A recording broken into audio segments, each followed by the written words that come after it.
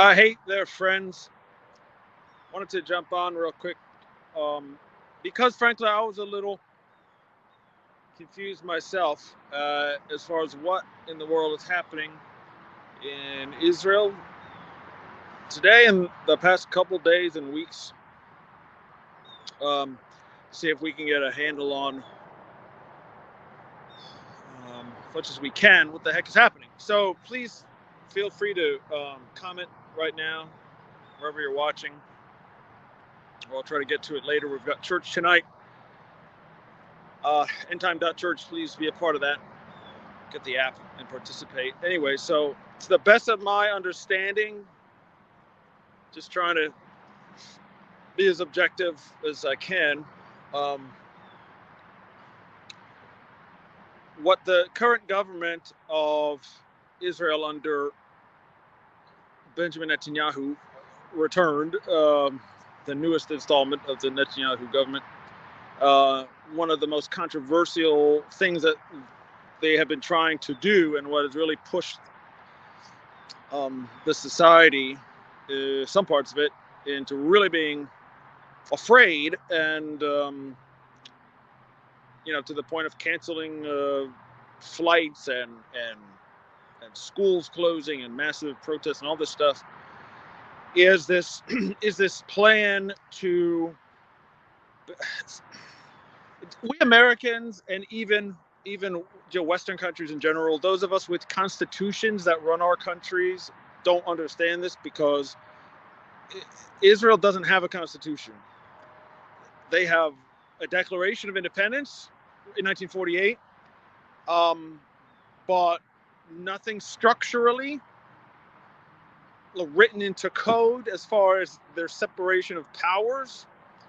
So what has been happening is they're trying to advance this change in the Supreme Court because right now the kind of like here, the Supreme Court in Israel can overrule, or just say, hey, this law that you guys passed in what they call the Knesset is goes against our laws, and it can't happen. So that's kind of the end of the discussion. So what they've been trying, the Netanyahu coalition has been trying to put forward, many of them, is this idea of not giving the Supreme Court so much power. Even if they overrule something, the Knesset can come and vote on it again, and it still counts. So there is no Supreme Court, basically, check on their power, right? So that's what all these protesters and all these people who are upset are basically fighting in their minds against, which is any particular government that gets in there now can enforce their will with no check or balance whatsoever, and that's basically not good. I think we could probably all agree on that. Even if you support what they're trying to do, the government that is elected, that you can't have no check on you. Things go really bad really fast. Um, and so that's what all this is about. It just came out this morning or a couple minutes ago, finally, that Netanyahu says he will not abandon the idea, but push it off until the summer. Uh, so, okay, well, even at that, people in his coalition, and again, this is not like America or whatever, where you have, you've seen the Israeli government just fall apart all the time. Every couple of months, there's new elections, because they can't hold a majority of these parties together. There's not two big parties like in America, for example. There's dozens of parties, and each with their own, pet issues and supporters and whatever. People threaten to leave and disband the government. If one or two people leave Netanyahu's government, it's over, literally gone. They have to start all over again. So what has happened, other than kicking the can down the road and saying we're not going to abandon this Supreme Court idea, we're just going to delay it. But to get one of the key people in his government to not leave is, it's going to sound weird, is to allow for a um, depending on the spin that you're listening to, the supporters will say it's a National Guard force that answers directly to the what it basically is the Secretary of Defense of the Netanyahu government, and him alone. So it's outside the structure of the army. Now, on the other side, the spin is this is a private army of one individual man who was an extremist. And be that as it may, whatever opinions you might have about people's extremism or whatever, or what have you, to have one person to have ability to control an entire national armed force that's not in the command structure of the army, which is supposed to be apolitical and not answer to any particular person who could be fired at any time. It's kind of disturbing. It's disturbing. Like, imagine if now we have a National Guard here in America, but it works very differently. It's the states supply them, and it's not like the National Army. There's definite, there's checks and balances on that. So anyway, Netanyahu gave into that in order to for this guy not to leave his government today. So, and there's other things and parts and moving things.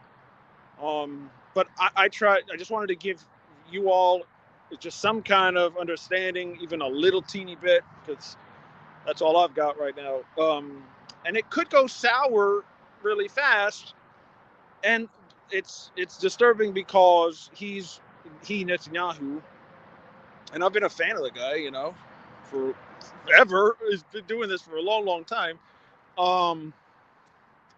Which in itself is not good, right? We don't want leaders to stay there forever. That's a dictator. Now he's not in that position, but now he's saying things like, we're going to ignite a civil war if we give in to these. Like, dude, if you're really at that point, don't say it. Okay, leader will not say that. That's somebody who's trying to inflame the situation and make it worse. We've seen that again in America here recently. But anyway, that's kind of where we're at. And so if you all have anything that you missed or thing maybe you don't get, if I can help at all, now's the time. Hello, knowledge is power. Bless you, brother. Carrie says, it's only going to get worse. Just pray. Praying for the people. Well, we can certainly do that. We should do that, clearly. Now, I'm not just trying to consume like news and whatever different sources and Twitter or whatever and just pass on what I hear. I'm trying to actually keep I have people who are friends, people who live there and who I value their judgment and opinion, believers, messianic believers, and so forth, and to get their take on things. And basically they're concerned also in that, I forget the percent that this one brother put on it, but essentially a quarter or a half of Netanyahu's government people, like the people in the coalition, the different parties that are with him right now in this government, about, I forget what the percentage he said, either a quarter or a half, are what we would call extremists, like ultra-Orthodox. Now, there won't be an anti-gospel law passed. Netanyahu said that won't happen, but it's that, even though some of them want to, it's that level. And so, yeah, it's an issue. It's an issue. And so, unfortunately, this is kind of human nature. When you continuously want power again and again and again, you're going to make deals with the devil, so to speak, to keep it. And depending on how reckless and obsessed you are with that power, you're going to allow violence, and you're going to allow really dangerous messaging and inflammatory statements like civil war and like ending the democracy and all these kind of fear words that your people are going to react to, and they will react to them. So it's not good.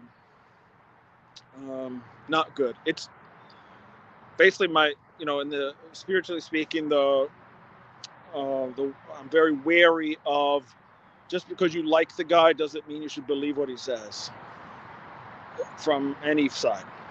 It's bigger than that. Marianon says, I don't know what's going on in Israel. Well, hopefully this helps you.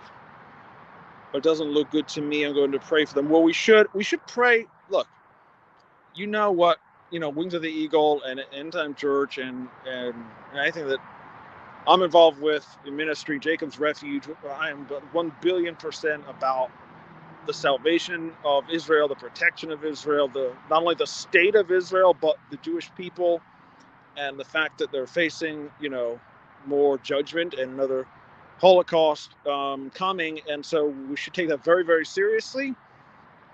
But in the end of the day, it's, chastisement from God is all part of that.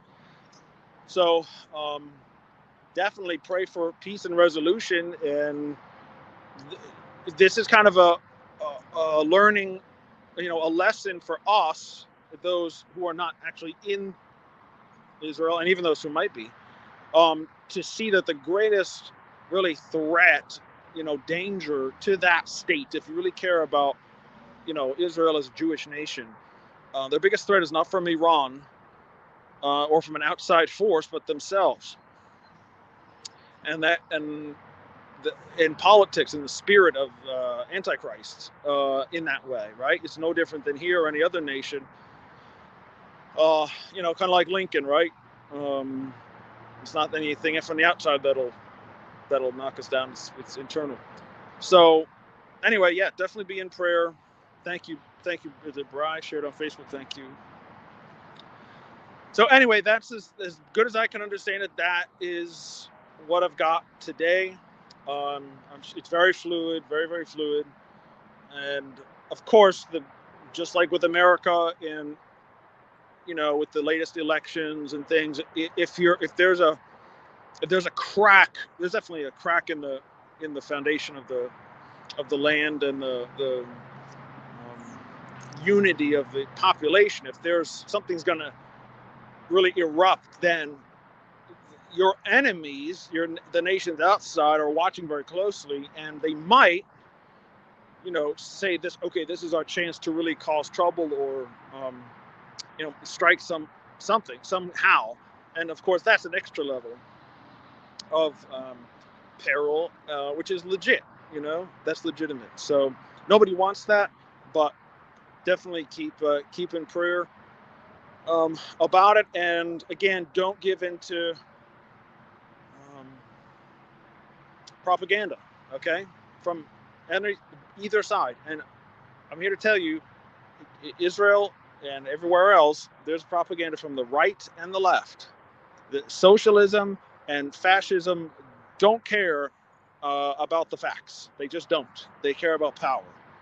And so from both ends is going to happen. And as the church, as believers, we're supposed to be separated from that, above that, not caring, but to say, look, we've got something better and superior, which is the good news. Amen. All right, so as it begins to rain on me here, I'm going to end this.